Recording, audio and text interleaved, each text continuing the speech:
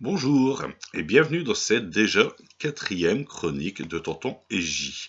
Et pour la première fois, c'est un titre Marvel dont je vais vous parler aujourd'hui. J'étais dans ma caisse Fantastic Four, vous cherchez le numéro 285, daté de décembre 1985, un épisode intitulé Hero, écrit et dessiné par John Byrne et ancré par Hal Gordon.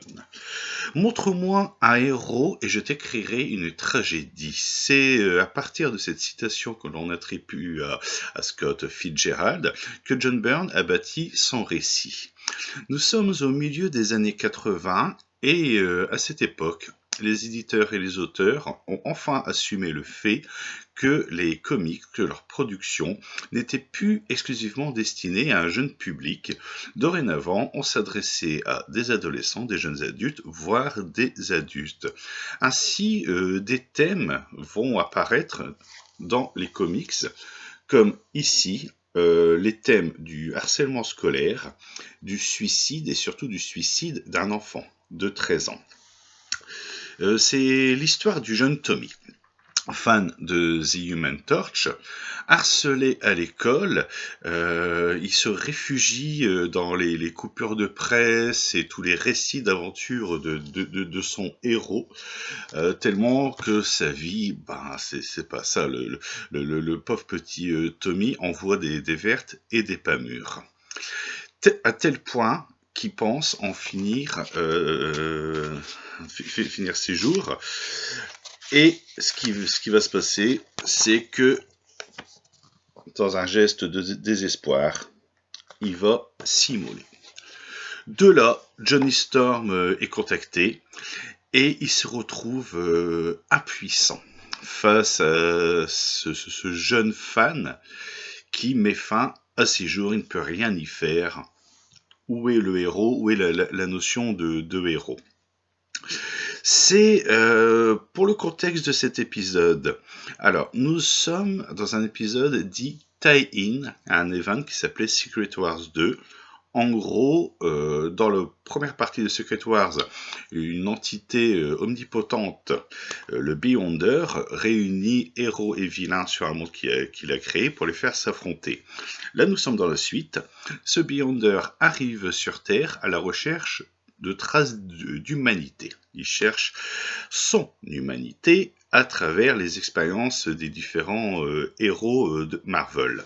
Et donc là, il suit Johnny, impuissant face à cette tragédie. Donc comme je disais aussi, c'est une époque où les comics deviennent un peu plus matures. Alan Moore sur Swamp Thing commence déjà à accumuler les prix, les Eagle Awards à l'époque.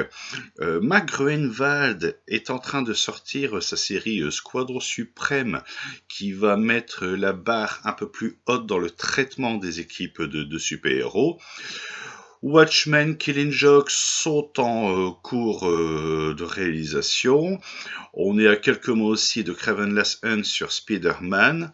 Voilà l'ambiance, c'est tout. On n'est plus là pour jouer. Le comics c'est toujours un loisir pour distraire, mais aussi un loisir qui va parler de son époque avec des thèmes assez lourds. Cet épisode est ce qu'on appelle un stand-alone, c'est-à-dire que, en dépit du fait que c'est une série régulière Fantastic Four et que nous sommes au milieu du run de John Byrne, enfin en plein dans le run de John Byrne, cet épisode est indépendant. Vous pouvez le lire. Il se tient dans le nombre de pages proposées dans le single, il est indépendant. Je vais terminer sur le run de John Byrne, pour toujours rester dans la thématique de cette chronique. John Byrne a apporté des thèmes assez forts pendant son run sur Fantastic Four. Ici, il y a le harcèlement scolaire, il y a le suicide des enfants. C'est lui aussi qui a provoqué malheureusement la fausse couche de Susan Storm, ou d'autres thèmes aussi. C'est lui qui a réhabilité Galactus, prédateur cosmique, comme étant un élément impondérable de l'équilibre de l'univers. Fantastic Four 285, c'est ce genre de comics qui vous crée une passion pour le comics et pour le comics de super-héros en particulier. Je traîne ça depuis plus de 30 ans. Je l'avais lu à l'origine dans Nova. Et c'est toujours un plaisir de le ressortir, de le relire. C'est l'époque aussi où les scénaristes assument enfin leur côté littéraire. John Byrne, qui cite donc Fitzgerald pour donner le titre à cet épisode. C'est l'époque des Marv Wolfman, c'est l'époque des Chris Claremont, Anne Nocenti. C'est ce genre de comics où vous font un bon quart d'heure, voire 20 minutes pour le lire. C'est très riche. Le texte est très très très très fin. Enfin, le comics est en train de devenir une forme de littérature reconnue.